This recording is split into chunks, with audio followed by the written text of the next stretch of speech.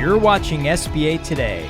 With all the latest news, stories, and advice, here are your hosts, Paul Long and Tonya Mazurek. Welcome to SBA Today for the week of April 28th. I am Paul.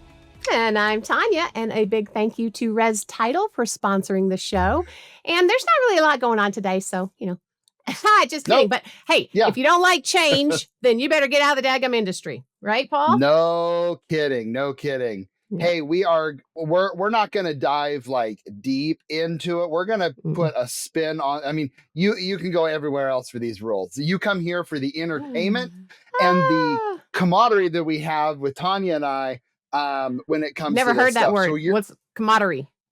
Camaraderie. Is it what? Camaraderie, isn't it? I don't wish. I don't know. Now somebody can tell us what it is. I'm probably saying it wrong. That's awesome. I don't know. Anyway, that's part of it. I got to catch him on something because he's always You do. So we're just going to kind of dive in with our thoughts and things on there. There's a ton of new rules. If you have no idea what we're talking about, I don't even know what to say. They're not in the SBA. If they don't know what we're talking about, they are not in the SBA that world. Is correct. And or but if you aren't a business owner, aren't buying a business. Brokers. No. We have a big audience. But the bottom line is, for those who haven't, SBA came out with a new SOP starting June 1st. And so there's a lot of stuff on here that if you're a credit risk mind, you love it. And if you're a business broker, borrower, etc., you possibly will hate it. But let's dive into this and let's play. So first and foremost, the franchise directory is back. Can I get a whoop whoop? I love that. I am very happy to have that. It is really important, and I think one of the interesting things that they're going to be doing is they're pretty much sending this agreement out to all the franchisors and saying, "Hey, if you want to be on this list, you got to agree to this, sign it, send it back." And if you don't, then you're not on the list and you're ineligible.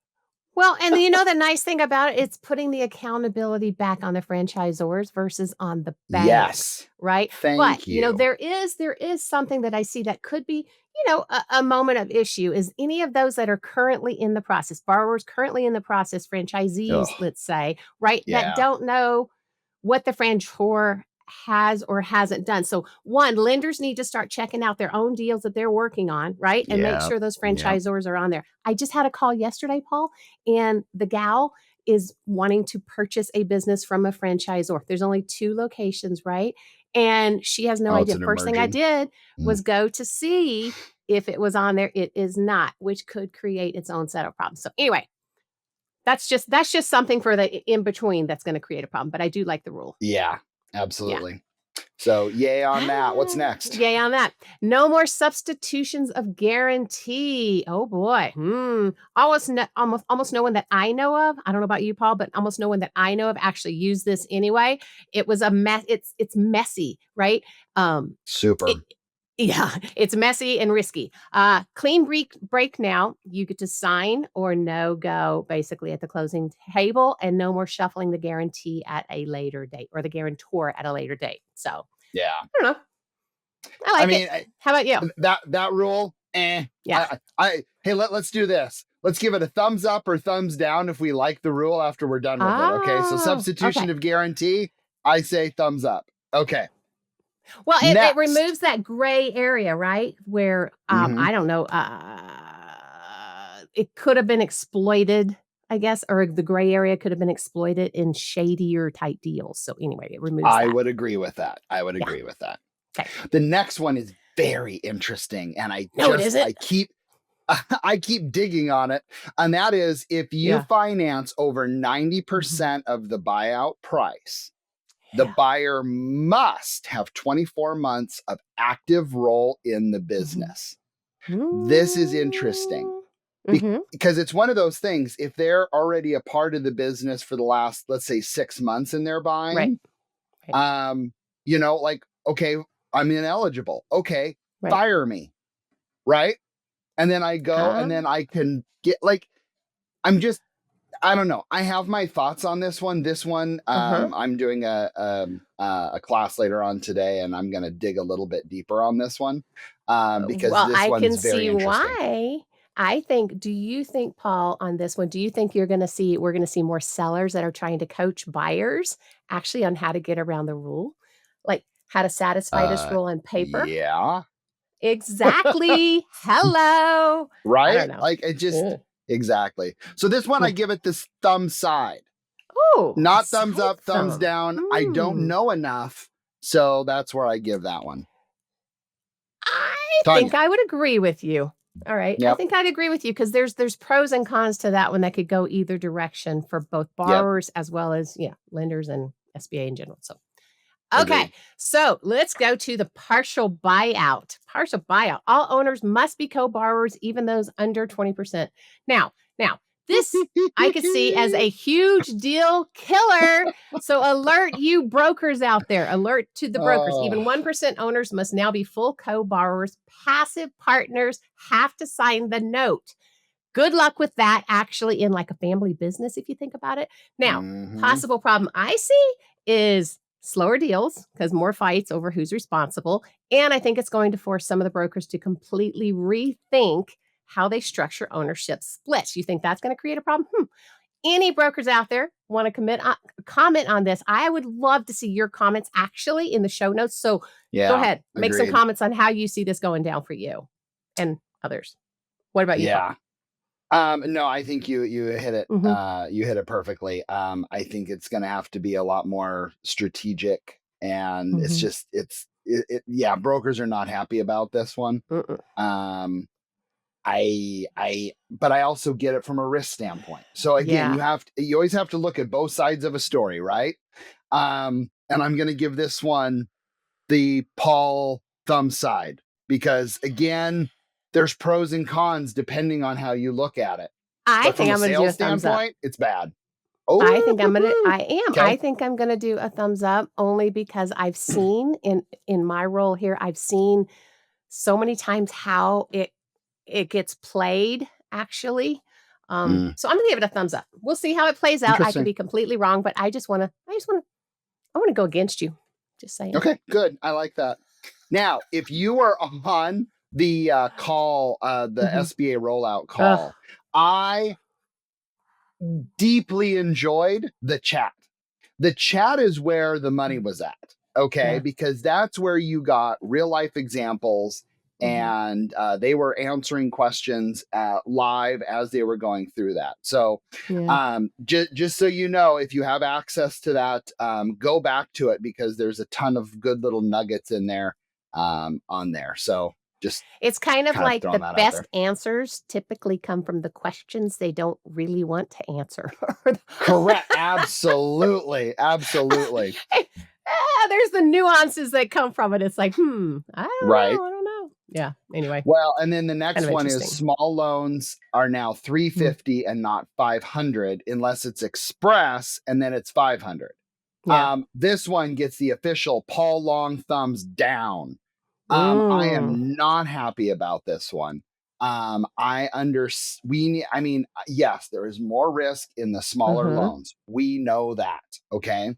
But again, a big time was the score and go concept with no cash flow analysis. And that's what's causing the issue.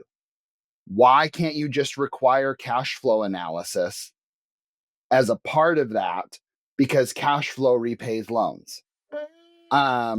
Or just tighten up the rules a little bit. But in my opinion, I'm not very happy with this one because unless it's an express and then I get 50% and then I can't go after my 80%, 85% loan on the small stuff. So that's my opinion. Not happy.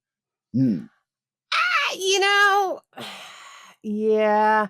As you know, this one doesn't affect me much, right? I don't do express loans. I don't do the small loans. I mean, pretty much everything I do is the same no matter what it is, right? So you don't really yes, I do. Because it's still I see how it will affect borrowers, right? I do. Because these are the smaller borrowers, right? And so that's going to create an increased cost for them, in that 350 to 500 range that they're changing. But I don't know.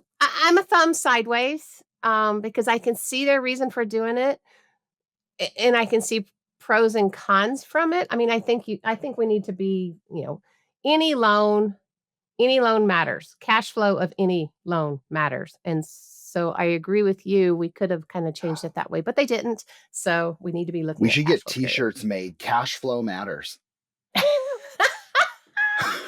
period. Hey, Ray, I want t-shirts. Cash flow matters. Yes, Ray, right now. It's Right. happening. All right. Oh, Lordy. next Oh, one. Lordy. God.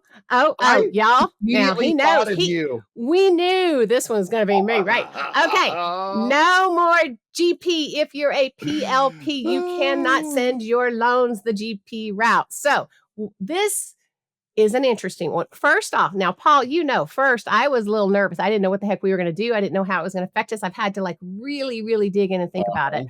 All right. So couple of things. It's going to allow no more second guessing if the deal needs to go GP. So PLP lenders, it puts more onus on the PLP lender to really know their deal and either say yes because they like it personally, or no, but not say yes because they have a guarantee backing it where they can do these gray ones that they're not real positive about. So that is good. I was worried, like I said, about my shop. We are GP heavy. We've always been GP heavy because we previously was GP only. We currently are preferred lending partners, right? We are going to maintain that. What is that going to do with us? I don't know. You know what? After thinking about it, I think it's going to help us, Paul, because here's the deal. We know creative, we know GP, we know the gray area, we know all of that fun stuff. So if we're sticking with PLP, we're going to be more comfortable with the deals that others are going back and forth on, wondering if they should do it or not, because we've been there, we've done that, right? So I think it's actually going to help us. I was thinking it was going to hurt us. I think it may help us. The ones it will hurt are the ones that are challenged in-house, perhaps, the ones that use the guarantees to do deals they shouldn't. So I don't know. I think it's going to separate the confident lenders from the not confident lenders. This is where the chat was interesting because there was multiple people. Well, how do I get rid of my PLP? I saw that on multiple occasions and I'm like, oh boy. I mean, and again, for smaller institutions that don't have, fully experienced SBA management or lenders, they probably should get rid of their PLP or work with an LSP to assist them in those things. So I think LSPs are probably like, so it's interesting. But again, from an SBA standpoint, I totally get why they do it. They've reduced people. Hey, you know what? Don't use your PLP and don't come to us begging for stuff. I like the email address. I'd like to see. I do too. I look forward to using that on a few deals just to kind of see how detailed they get. So on this one, I give it the thumbs up. Ooh. Me too. Actually, can you believe it? Because you know that when I first saw it, I was like, I know. I was like, no, but I really, I mean, this is thing with anything, right? We have to really look deeper than the surface. I talk about this all the time on the personal side and on my own stuff. It's the same with some of these rules. Look a little deeper into why they're doing them versus just that initial snap decision of yay or nay. So I think this will be good. Next one, SBA Form 601 for construction is gone. Super simple. If it's a less form, it's a thumbs up. Next one, this one's interesting. Let's say that there's an ineligible person and they divest their interest. Okay. If it was because you were a ineligible person due to citizenship, you, as long as you are divested, then you can apply and you can move forward. Where before there was the 6-month look back rule. And so I'm curious because now that rule is a little gray. That one very interesting. So I think it's going to speed things up because it's going to get rid of that cooling off period, right? And like for partnerships, think about for partnerships, if there's that one bad apple that's slowing things up, they're holding a deal hostage or something like that. It allows them to have like a quick, clean fix. So, I mean, I don't know. I think it's good. Gets rid of some bureaucratic delays. But what happens if they add them back on afterwards? Right. Like, I mean, again, I'm not trying to like look for ways to rob a bank, because a banker knows how to rob a bank, because we've always but well, I don't know. You know what? Spirit of the program. Everything about the SBA and about deal structure in general, right? There's always likely ways to get around and go into some area that you shouldn't be in. If we took that ability out totally, none of us would be able to do any deals, because true. It would be too strict and too tight, right? So it's going to happen. It happens across the board. So anyway, is what it is. All right, green cards are okay as long as they don't have a conditional. Okay. So basically, it's just saying simple rule of thumb: 10-year permanent equals fine on the green card. Conditional equals no go. I'd be asking people up front, guys, as lenders, be asking them up front if they have a green card, what type they have, in order to kind of not create a problem down the road that you just didn't know was coming. So correct. What's the next one? I mean, that one's pretty simple. The next one, change of ownership, at least 10% of the total project cost. The credit administrator in me says, woohoo! The salesperson in me says, boo-hoo. On this one, this one, you can do a 5-5 structure like the old days, 5% cash and 5% on full standby for the life of the loan. That one is very interesting to me. I think the partial that we kind of got rid of, I think was used and abused, to be honest. 100%. The quality of borrowers were not questionable. Good.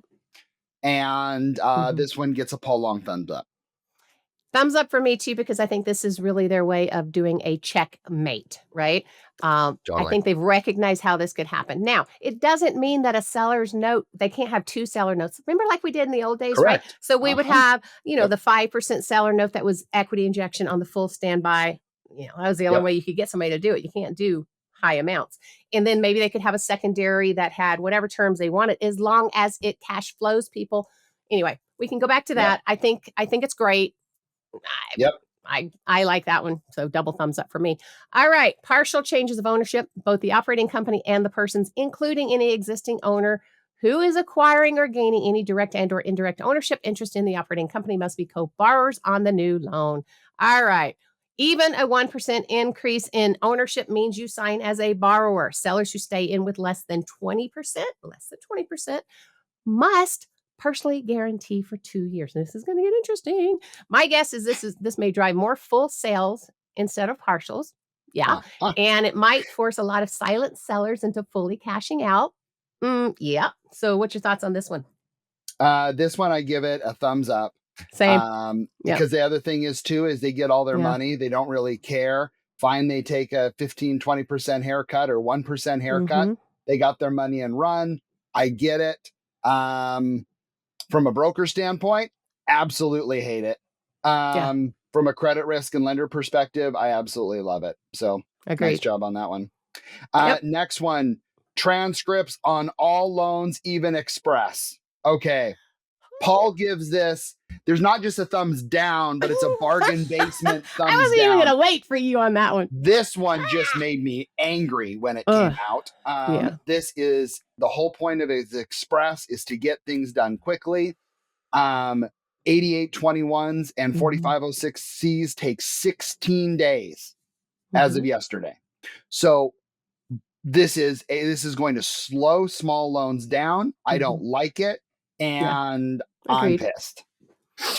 It's another layer of timing and paperwork that's just, like you said, it's going to slow everything down. And you're going to have more arguments of, why do you need my tax transcripts when it's like $100,000 loan? Do you not? Which trust I don't me? do a whole lot of those, but you do. So anyway, we do. Do you not trust me? No. Keep going. No, apparently we don't.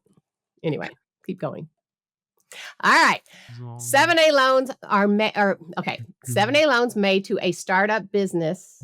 Now, this one I like. Require a 10% equity injection based on the project cost. Now. Common sense, baby. Yeah, I do a lot of startups. So I know Paul was going to ask, and Paul has already asked me how many do I do. I do a lot. It's about time, because honestly, I ask for it all the time. It makes zero sense why you would not. Startups are high risk, and why would they not have skin in the game? Skin in the game creates them not walking away from when times get hard. Times will get hard. It's a startup, and it's entrepreneurial. So, hello.